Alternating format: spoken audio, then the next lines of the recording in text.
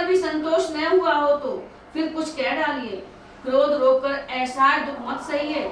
आप वीरता का व्रत धारण करने वाले, धैर्यवान और क्षोभ रहित हैं। गाली देते शोभा नहीं पाते। सूर समर करनी करई, कही न जना वही आप। विद्यमान रन पाई रिपु, कायर कथई प्रताप। सबका भला करो भगवान, सब पर दया करो भगवान। सूरवीर तो युद्ध में करनी करते हैं, अर्थात सूरवीरता का कार्य करते हैं, कहकर अपने को नहीं जनाते। शत्रु को युद्ध में उपस्थित पाकर कायर ही अपने प्रताप की डींग मारा करते हैं। तुम्हें तो कालुहा के जनुलावा, बार बार मोहि लागी बोलावा। सुनत लखन के वचन कठोरा, परसु सुधारी धरे करे घोरा।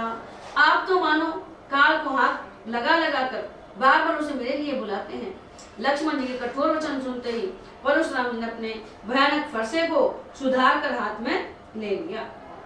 अब जनी दे दोष मोहि लोगु, कटुवादी बालक बद जोगु। बाल विलोकी बहुत में बाचा, अब यह मरनिहारे भाषाचा। और बोले, अब लोग मुझे दोष न दें। यह कड़वा बोलने वाला बालक मेरे जानने के ही योग्य है, मारे जाने के ही योग्य है। इसे बालक देखकर मैंने बहुत बचाया, पर अब ये सचमुच मरने को ही आ गया है। कौशिकी का क्षमय अपराधु, बाल दोष गुण गण ही न साधु। खर कुठार में करुण कोई, आगे अपराधी गुरुद्रोही। विश्वामित्र जी ने कहा, अपराध क्षमा कीजिए। बालकों के दोष और गुण को साधु लोग नहीं गिनते। परशुराम जी बोले, तीखी धार का कुठार, मैं दया रहित और क्रोधी, और यह गुरुद्रोही और अपराधी मेरे सामने। उतर देते छोड़ाऊं बिनु मारे, केवल कौशिक सील तुम्हारे। नेते एही काटी कुठार कठोरे, बुराई ओइन होते हूँ श्रम थोरे। उत्तर दे रहा हूँ, इतने बड़ी मैं इसे बिना मारे छोड़ रहा हूँ। सो हे विश्वामित्र, केवल तुम्हारा सील प्रेम से, नहीं तो इसे इस कठोर कुठार से काट कर थोड़े ही परिश्रम से गुरु से पूर्ण हो जाता।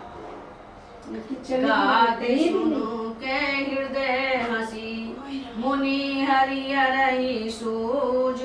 आए में खांड न ऊख मैं, अजौ न बूझ अबूझ। सभी का भला करो भगवान, सब पर दया करो भगवान। विश्वामित्र जी ने हृदय में हंसकर कहा, मुनि को हरा ही हरा सूझ रहा है, अर्थात सर्वत्र विजय होने के कारण ये श्री राम लक्ष्मण को भी साधारण क्षत्रिय ही समझ रहे हैं। इन्हें अब इनकी महिमा का पता नहीं है। किंतु यह लोहमयी केवल फौलाद की बनी हुई खांड खाड़ा खड़क है, ऊख की खांड नहीं है। यह लोहे की खड़क है, ऊख की नहीं है, ईख की रस की खांड नहीं है, जो मुंह में लेते ही गल जाए। खेद है, मुनि अभी बेसमझ बने हुए हैं, इनके प्रभाव को नहीं समझ रहे हैं। कहे लखन मुनि सीलु तुम्हारा, को नहीं जान विदित संसारा। माता पिता ही उरिन भयनी के, गुरु मुरा सोच बड़ जी। लक्ष्मण जी ने कहा, ये मुनि, आपके सील को कौन नहीं जानता, वह संसार भर में प्रसिद्ध है। आप माता पिता से तो अच्छी तरह उरिन हो ही गए, अब गुरु का ऋण रहा है, जिसका जी में बड़ा सोच लगा है। सो जनु हमरे माथे काड़ा, दिन चली गए ब्याज बड़ बाड़ा। अभी आनई व्यवहारिया बोली, तुरत देहु में थैली खोली। वह मानो हमारे ही मत्थे काढ़ा था। बहुत दिन बीत गए, इसे ब्याज भी बहुत पड़ गया होगा। अब किसी हिसाब करने वाले को बुला लाएंगे तो मैं तुरंत थैली खोल कर दूंगा। सुनी कटु वचन कुठार सुधारा, हाय हाय सब सभा पुकारा। भृगुवर परसु दिखावहु मोही, विप्र विचारी बचाऊं नृपद्रोही। लक्ष्मण जी के कड़वे वचन सुनकर परशुराम ने कुठार संभाला। सारी सभा हाय हाय पुकार रही। लक्ष्मण जी ने कहा, हे प्रभु श्रेष्ठ, आप मुझे फरसा दिखा रहे हैं, पर हे राजाओं के शत्रु, मैं ब्राह्मण समझकर बचा रहा हूँ, यानी तरह दे रहा हूँ, आपको छोड़ रहा हूँ। मिले ने कबहु सुभट रन गाड़े, द्विज देवता घर ही के बाड़े। अनुचित कई सभी लोग पुकारे, रघुपति शयन ही लखन निवारे। आपको कभी रणधीर बलवान वीर नहीं मिले। हे ब्राह्मण देवता, आप घर ही में बड़े हैं, यह सुनकर अनुचित है कहकर सब लोग पुकार उठे। लक्ष्मण जी उनसे कह रहा है परशुराम जी से, तो उन्होंने सोची इनको तो गुस्सा बहुत तेज है, तो उन्होंने कि भाई ये अनुचित है, चुप रहो। तब श्री रघुनाथ जी ने इशारे से लक्ष्मण जी को रोक दिया, भाई तू बैठ जा। लखन उतर आहुति सरिस, भृगुवर कोप कृशानु।